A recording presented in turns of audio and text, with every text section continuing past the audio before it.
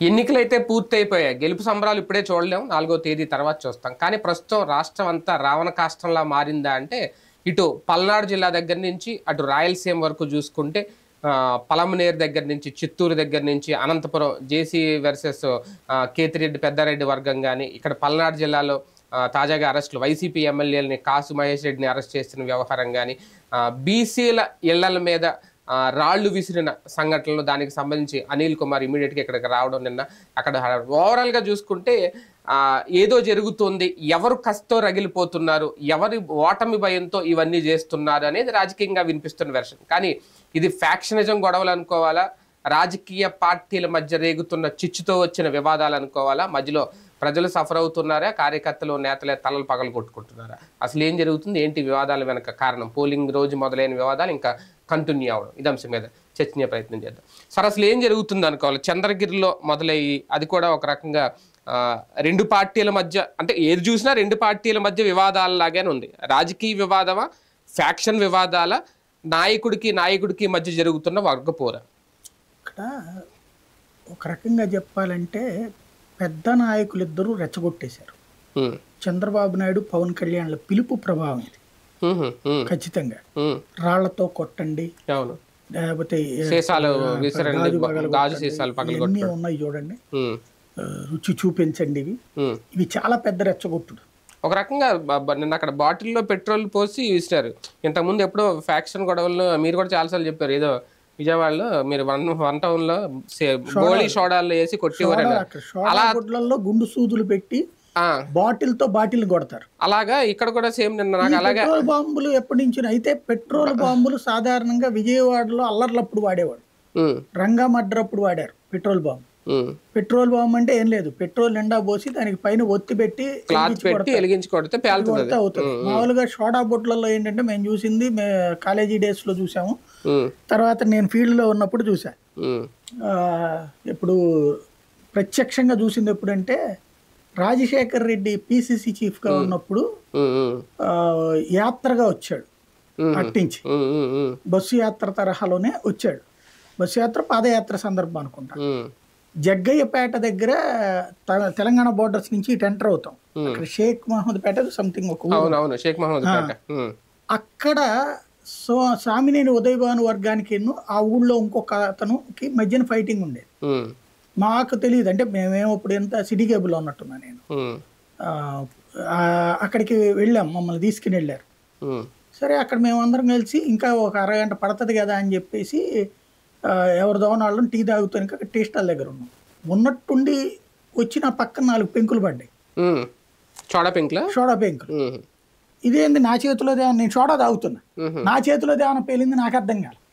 చూసుకుంటే నా బాటిల్ అట్లాగే ఉంది, పక్కన మా ఫ్రెండ్ నాతో పాటు వచ్చిన కొలికి తాగుతున్నాడేమో చూస్తే అది లేదు, అతన్ని బానే. ఈ లోపు పైనుంచి చకచక వచ్చి పడుతున్నాయి, రెండు లోపలికి వచ్చేయండి అంటే అప్పుడు అక్కడి నుంచి చూసాం.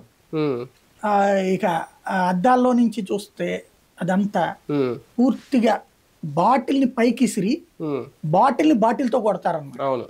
అప్పుడు అదేంటంటే బాంబుల తరహాలో మీకు ఎప్పుడైనా సరే ఐఈడి బాంబులు అంటారు కదా, ఉట్టి బాంబు పేలితే ఏం కాదు, గుండు సూదులు, తర్వాత మేకులు, ఇనప గుళ్ళు ఇట్లాంటి పెడతారు. ఈ పేలుడు దాటికి అవి తుపాకీ కంటే కూడా దారుణంగా వచ్చి లోపల గుచ్చుకుంటాయి మనిషి శరీరంలో, అది చాలా ప్రమాదకరం. అట్లాంటివి ఇప్పుడు మళ్ళీ నేను వాడటం బిగించేశారు. అంటే నేను అనేది ఫ్యాక్షనిస్టులకు మాత్రం ఇలాంటి ఐడియాలు వస్తాయా? ఇప్పుడు పార్టీ కార్యకర్తలు కూడా ఈ తరహా వాళ్ళని చూసి నేర్చుకుంటున్నారా? నిన్న జరిగిన గొడవల్లో ఎక్కడి నుంచైనా తీసుకొచ్చి ఉంటారా వాళ్ళని? ఎవరికీ అర్థం కాని 2 పరిణామాలు ఉన్నాయండి ఇందులో. నెంబర్ 1, నాకు అనిపిస్తున్నటువంటిది అయితే ప్రభుత్వం దిగిపోతుందని పోలీసులు భావిస్తున్నారు. పోలీస్ శాఖ వాళ్ళు మొన్న ఒక్కసారిగా ప్రేక్షక పాత్ర పోషించారు. మొన్న జరిగింది ఎన్నికల రోజున జరిగినటువంటి సంఘటనలన్నీ కూడా తెలుగుదేశం వాళ్ళు వెళ్ళి వైసీపీ వాళ్ళని కవ్వించారు. మేబీ 5 ఏళ్ల నుండి వైసీపీ వాళ్ళ డామినేషన్ మీద ఉన్న కసి అయ్యి ఉండొచ్చు. పోలీస్ డిపార్ట్మెంట్ వాళ్ళకి తాబేదారులుగా పనిచేసి తమని దెబ్బతీస్తున్నారన్న కసి అయ్యి ఉండొచ్చు. పోలీసులు ప్రభుత్వం పడిపోతుందన్నటువంటి ఉద్దేశంతో కావచ్చు, లేదా జగన్ ప్రభుత్వాన్ని గద్దెదించాలని పోలీసుల్లో కూడా కసి ఉంది. ఎందుకు అంటే సరెండర్ లీవ్స్ లాంటివి, వాళ్ళకి 6 నెలలకు వచ్చే డబ్బులు ఇట్లాంటివి రాకపోవడం, కొన్ని కొన్ని బెనిఫిట్స్ తీసేయడం వల్ల కసెక్కిపోయి ఉన్నారు సాధారణ స్థాయి పోలీస్ సిబ్బంది. ఆ కసెక్కిపోయినటువంటి పోలీసులు సహకరించారు అవతల. అందుకనినే ఘర్షణ ఎదురుగుండా జరుగుతుంటే మొన్న ఎలక్షన్ రోజును చూస్తే మాత్రం ఫస్ట్ కవ్వింపు తెలుగుదేశం నుంచినే జరిగింది. వాళ్ళు కవ్వించాక వీళ్ళు దెబ్బలు తిన్న వాళ్ళు ఎక్కువగా వైసీపీ వాళ్ళు. ఆ కాన్సెప్ట్ వలన పెద్ద ఎత్తున ఇన్సిడెంట్ జరిగినాయి. ఆ రోజునేంటి వీళ్ళకి ముందు ఎలక్షన్ చేసుకోవాలి, పోలింగ్ చేసుకోవాలి. పోలింగ్ చేసుకోకుండా ఆ గొడవలు వెనకాల పడితే రీపోలింగ్ జరగదు, పైగా వాళ్ళ ట్రాప్లో పడినట్టు అవుతుంది. వాళ్ళు అసలు ఆ గొడవ క్రియేట్ చేయడానికి రీజన్ కూడా అదే, పోలింగ్ పర్సంటేజ్ని డౌన్ చేయడానికి. పోలీసులు వాళ్ళకి సహకరించట్లేదని అర్థమైపోయింది వాళ్ళకి, అందుకని సైలెంట్ అయిపోయారు అధికార పక్షం వాళ్ళు. తన్నులు తింటున్నా తమ వాళ్ళే హాస్పిటల్ పాలైనా సైలెంట్ అయిపోయారు. ఆ తర్వాత ప్రెస్ కాన్ఫరెన్స్లు పెట్టి చూశారు. మీరు చూస్తే అతని పేరేంటి అనిల్ కుమార్ యాదవ్ నుంచి కాసు దగ్గర నుంచి అందరూ కూడా వైసీపీ వాళ్ళు అక్కడ. ఈవెన్ గన్నవరం వంశీ దగ్గర అందరికీ కూడా ఈసారి పరుగులు పెట్టించింది తెలుగుదేశం వాళ్ళు, దాడులు చేసింది తెలుగుదేశం వాళ్ళు, దెబ్బలు తిన్నది వైసీపీ వాళ్ళు. తర్వాత అక్కడక్కడ చిన్నపాటి రివోల్ట్ అయింది. అక్కడ మాత్రం చంద్రగిరిలో పులవర్తనాన్ని ఫస్ట్ మొన్న జరిగింది, ఇది నిన్న మీరు మొదట జరిగింది కొట్టారు, మోహిత్ వెహికల్ ని ధ్వంసం చేశారు, తగలబెట్టారు. ఎలక్షన్ రోజునంతా తెలుగుదేశం వాళ్ళు వైసీపీ వాళ్ళని వెంటాడారు. అది ఏ పల్నాడులో అయితే ప్రశాంతంగా ఉందనుకున్న వాతావరణం తాడిపత్రి ఎప్పటి నుంచి జగన్ వచ్చాక ఎంకరేజ్ చేయలే టికెట్ల గొడవలు. చంద్రబాబు నాయుడు టైంలో ఎంకరేజ్ చేశాడు, దాన్ని జగన్ వచ్చాక కంట్రోల్ చేశాడు. ఆ కసితో ఇప్పుడంటే ఈ 5 ఏళ్లలో చాలా సార్లు కవ్వించాడు జేసీ. అక్కడ గుర్తుంది కదా, పెద్దారెడ్డిని కవ్వించినటువంటి సంఘటనలు. అతను సాధ్యమైనంత వరకు సర్దుకుపోవడానికే చూశాడు. అట్లాగే మాచర్లలో బ్రహ్మారెడ్డి చాలా ప్రయత్నించాడు రెచ్చగొట్టడానికి, కానీ ఎమ్మెల్యే సాధ్యమైనంత వరకు కంట్రోల్ చేయడానికి ప్రయత్నించాడు. అట్లాగే గురజాల్లో ఎరపతిని కవ్వించడానికి చూశాడు, కాసు ఎక్కువగా రెచ్చిపోవాలి. మాక్సిమం నేను గమనించింది అయితే కింద స్థాయిలో బచ్చాగాళ్ళ గొడవలు వదిలేసేయండి, పెద్ద నాయకులు తెలుగుదేశం వాళ్ళు కవ్వించినా కూడా వైసీపీ వాళ్ళు రెచ్చిపోలే, వీళ్ళు ట్రాప్ లోకి లాగుతున్నారన్నటువంటి ఉద్దేశంతో పోలా. అయితే నిన్న మాత్రం ఓటింగ్ పర్సంటేజ్ని డౌన్ చేయాలి అన్న ఉద్దేశంతో వ్యూహాత్మకంగా కుట్రపూరితంగానే ప్రయత్నించారు. ఎందుకంటే గొడవలు జరిగిన ప్రతిసారి కూడా మహిళల ఓట్లు వృద్ధుల ఓట్లు ఆగిపోతాయి, వాళ్ళు రారిక. ఎందుకు వచ్చిన గొడవ వాడెవడో గెలవడం కోసం మనం ఎందుకు సావాలనేటువంటి ఫీలింగ్ ఉంటుంది. మీరు అబ్జర్వ్ చేస్తే ఉదయం పొద్దుట ఓట్లు పడిపోయాక తెలుగుదేశం అనుకూలు అందరూ కూడా పొద్దున్నే క్యూలు కట్టేసి ఓట్లు వేసేసాక ఆ తర్వాత ఘర్షణలు ప్రారంభమైంది. ఎందుకంటే మధ్యాహ్నం నుంచి YSR Congress party poll management start చేసింది. ఎట్లా అంటే 3 అంచెల విధానం పెట్టింది. ఒకటి పోలింగ్ ఏజెంట్, అక్కడ సబ్ ఏజెంట్ ఉంటాడు, అంటే నెక్స్ట్ ఆల్టర్నేటివ్ ఏజెంట్ ఉంటాడు కదా, ఇతను బయటకు వెళ్ళిపోయినప్పుడు రెండో వాళ్ళు అనేటువంటిది. వాళ్ళు బయట ఇంకొక మనిషి, ఎవరు వాలంటీర్, మాజీ వాలంటీర్, రాజీనామాలు చేయించబడిన వాలంటీర్, వీళ్ళ ముగ్గురు మధ్యన ఒక కోఆర్డినేషన్ పెట్టారు.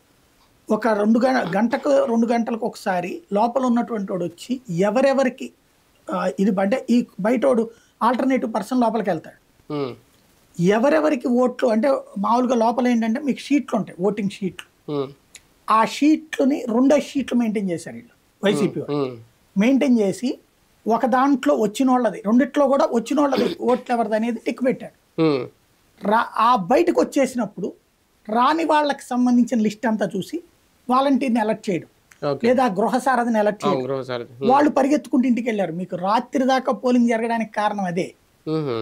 వాళ్ళందరూ రాత్రి సాయంత్రం 5:30-6 అప్పుడు కూడా వెళ్ళి వాళ్ళని తీసుకొచ్చి ఓట్లు వేయించారు. కాబట్టి వైసీపీ ఆ పోల్ మేనేజ్మెంట్ సీరియస్ గా చేసింది.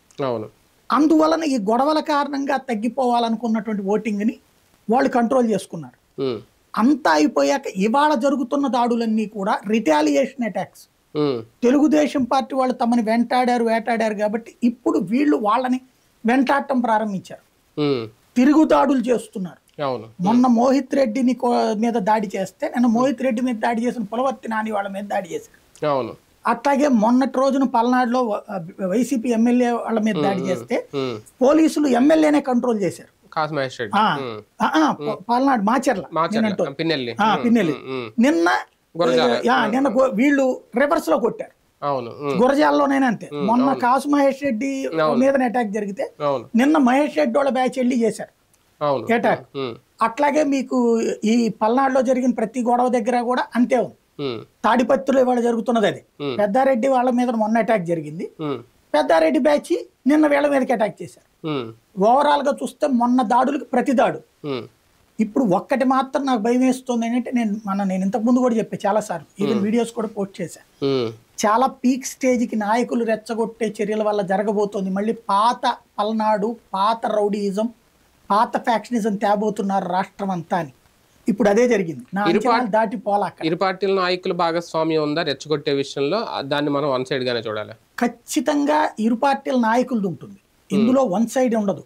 అయితే ఫస్ట్ కవ్వించింది టీడీపీకి, ఇప్పుడు రిటాలియేషన్ బిగిన్ చేయడం అంటే ఈ ప్రమాదం ఎప్పటితో ఆగదు. రాబోయే 5 ఏళ్ళు ఉంటుంది, చాలా పెను ప్రమాదంగా ఉంటుంది.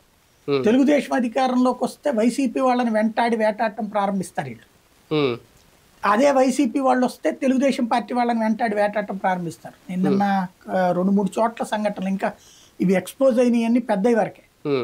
కొన్ని చోట్ల పెద్ద సామాజిక వర్గాలు ఊళ్ళో వదిలి వేరే చోట్లకి వెళ్తున్నారు. మీకు తెలుసో తెలియదు, కృష్ణా గుంటూరు జిల్లాల్లో, అదే గుంటూరు ప్రకాశం జిల్లాల ఏరియాలో పెద్ద సామాజిక వర్గాల వాళ్ళు ఈ కింద వాళ్ళతో రెచ్చగొట్టి గొడవలు చేయించారు వైసీపీ వాళ్ళ మీద అని. తర్వాత వైసీపీ తరపున ఉన్నటువంటి ఇతర సామాజిక వర్గాల వాళ్ళు, ఎవరైతే రిజర్వేషన్స్ ఉన్నటువంటి సామాజిక వర్గాల వాళ్ళు, వాళ్ళని అటాక్ చేస్తున్నారు. వాళ్ళు పారిపోవాల్సి వస్తుంది, భయపడుతున్నారు. ఇప్పుడు అంటే తలదాచుకోవడానికి పారిపోతున్నారా మరి, లేదంటే అక్కడ అసలు ఏం చూసారు ఇవాళ? చూసింది వీళ్ళకి చాలా తెలియదు. నేను గమనించింది పల్నాడు కావచ్చు, లేకపోతే కనుక ప్రకాశం జిల్లాలో కావచ్చు, ఈ ఫ్యాక్షన్ పల్లెలు తిరిగా, నేను ప్రతి పల్లె తిరిగా. అట్లాగే రాయలసీమలో తిరిగా. ఎంత దారుణంగా ఉంటుందంటే, 1 కోటి రూపాయలు మన సినిమాలో చూస్తుంటాం చూడండి, పెద్ద పెద్ద ఇల్లు, విశాలమైనటువంటి ప్రాంగణాలు ఉండి, అట్లాంటి ఇల్లు శిథిల భవనాలు అరుంధతిలో దానిలాగా.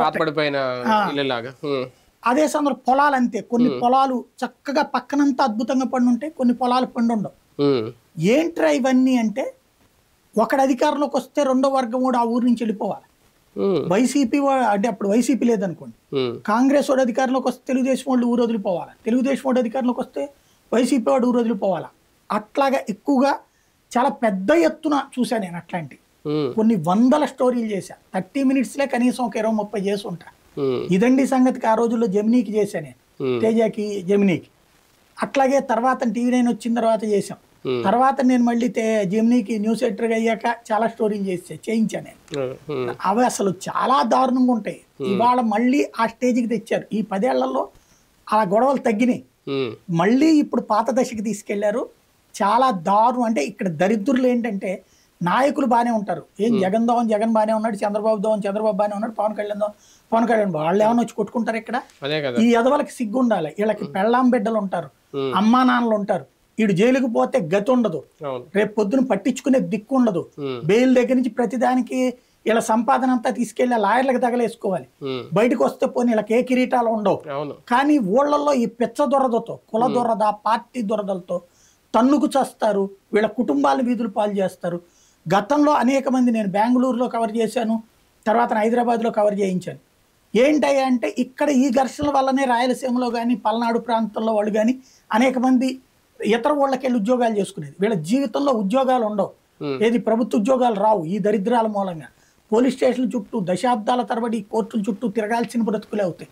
మళ్ళీ ఆ స్టేజ్కి సినిమా వర్షిప్పుల తరహాలో అనుకుని వ్యధవశాఖలన్నీ చేస్తున్నారు. వాళ్ళ జీవితాలతో పాటు వాళ్ళ కుటుంబాల జీవితాలని పణంగా పెడుతున్నారు. గతంలో ఈ దరిద్రాలు చూడలేక ఆడపిల్లలు అట్లాంటి ఫ్యాక్షన్ పల్లెల్లో ఉన్నటువంటి మగాళ్ళని పెళ్లి చేసుకోవడం మానేశారు. చివరికి అట్లాగా వాళ్ళ పిల్లలకి పెళ్లి కావాలంటే అని హైదరాబాదులో, బెంగళూరులో ఉద్యోగాల్లో జరిపించారు వాళ్ళ పిల్లల్ని. అక్కడైతేనే పెళ్లిళ్ళు చేసుకున్నారు. మళ్ళీ అలాంటి పరిస్థితులు పల్లె ప్రాంతాలకు తెస్తున్నారు. బుర్రలేని వెధవలు, చదువుకున్న వెధవలు కూడా ఇందులో ఉండటం ఇంపార్టెంట్. కానీ ఒకటి ఇక్కడ ఒక్కసారి అధికార పక్షం వైసీపీ వెర్షన్ కూడా చూసుకుంటే, అనిల్ కుమార్ యాదవ్ ఏమో బీసీల మీద దాడులు చేస్తున్నారు, బీసీ ఓట్ బ్యాంక్ అంతా ఇటు వచ్చిందని చెప్పి వాళ్ళ మీద దాడులు చేస్తున్నారు ఆయన అంటున్నాడు. మేరుగు నాగార్జున ఏమో దళితులను రెచ్చగొడుతున్నావు చంద్రబాబు, దళితుల మీద దాడులు చేస్తున్నారంటే, అధికార పక్షం కూడా కులాలని రెచ్చగొట్టి పోలింగ్ రోజున గొడవలు జరిగినాయి అంటే అనుకుందాం, పోనీ ఏదో జరిగినాయి అయిపోయినాయి. పోలింగ్ అయిపోయి 2 రోజులు అవుతున్నా ఇంకా అవి కంటిన్యూ అవుతున్నా, ఇంకా ఆ దాడులు ఆగట్లేదు, ముగింపు లేవు దానికి. నేను చెప్తున్నాను కదా, ఇంకా పెరుగుతాయి. ఇది పోలీస్ శాఖ ఇప్పుడు ఒకటేంటంటే వీళ్ళు కావాలని కొంతమంది పోలీస్ అధికారిని తీపిచ్చేసి కొంతమంది కావాల్సిన వాళ్ళని పెట్టించుకున్నారు.